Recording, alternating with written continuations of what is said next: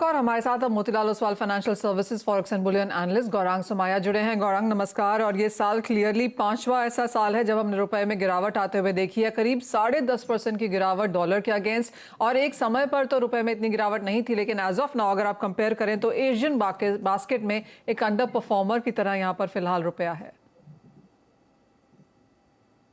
Good morning Manisha ji. I think हमने काफी हद तक एक ये साल जो है वो रूपी का डेप्रिसिएशन काफी सीवियर आता हुआ देखा है।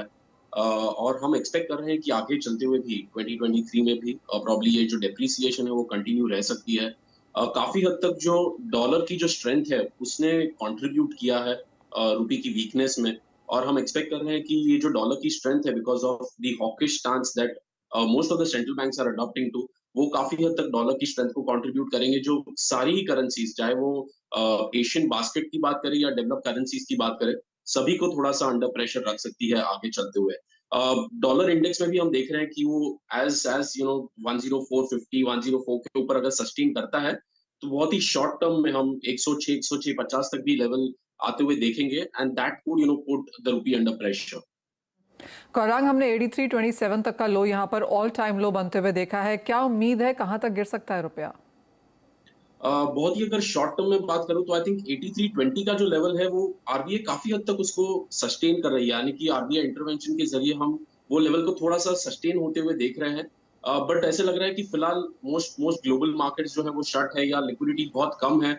Most market participants are on the sidelines. But ऐसे लग रहा है जैसे ही हम नए साल में एंटर करेंगे, मोस्ट मार्केट पार्टिसिपेंट्स जैसे ही ऑन द फ्लोर आएंगे, probably we'll get to see more weakness coming in for the rupee. So हम expect कर रहे हैं कि 8320 8350 के अगर ऊपर sustain करता है, then we are headed towards that 84 mark in the very very short term actually. Gaurang, चाहे इंडियन मार्केट्स की अगर बात करें तो चाहे वो फंड आउटफ्लो है, इन्फ्लेशन है, इंटरेस्ट रेट हाइक्स हैं, ग्लोबल क्यूज हैं, सभी का यहाँ पर हमने इम्पैक्ट आता हुआ देखा है। अगले साल में क्या फैक्टर्स वॉच करेंगे आप? आई थिंक अगले साल में फर्स्ट क्वार्टर में, मतलब आई वुडंट पुट इट कि पूरे एक साल के हिसाब से, बट ग्रेजुअली फर्स्ट क्वार्टर में जो है सेंट्रल बैंक की पॉलिसी मीटिंग्स ज्यादा फोकस में रहेंगी। क्योंकि हम देख रहे हैं कि बैंक ऑफ जापान जो एक काफी हद तक एक मेजर सरप्राइज की तरह आया है, उनकी तरफ से क्या स्टांस रहता है आगे चलते हुए वो थोड़ा इंपॉर्टेंट रहेगा।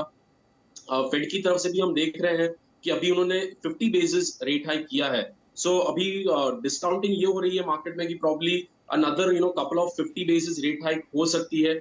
और ये जो है वो काफी हद तक स्टेटमेंट्स पे फोकस रहेगा, क्योंकि अगर फेड की गवर्नर की तरफ से जो स्टेटमेंट्स है वो अभी भी हॉकिश रहते हैं तो वो डॉलर इंडेक्स के लिए काफी पॉजिटिव रहेगा और बाकी मेजर करेंसीज के लिए नेगेटिव रह सकता है। गौरंग, एक फाइनल सवाल, क्योंकि जब हम रुपए को देखते हैं तो हम चाइनीज युआन को भी साथ में देखते हैं, क्योंकि बेस्ट ट्रेडिंग पार्टनर्स जो है वो चाइना के साथ हैं। दोनों करेंसीज काफी हद तक सेम मूव करती हैं। इस साल में थोड़ा सा डाइवर्जेंस है, आप कैसे वॉच कर रहे हैं उसे?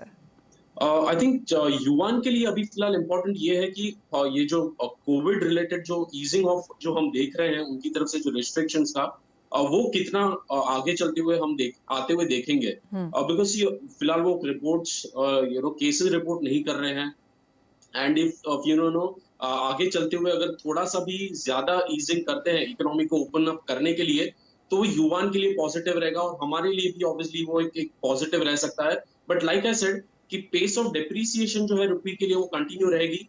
बट आगे चलते हुए आरबीआई की तरफ से जो स्टेप्स लिए जाएंगे वो काफी इंपॉर्टेंट रहेंगे।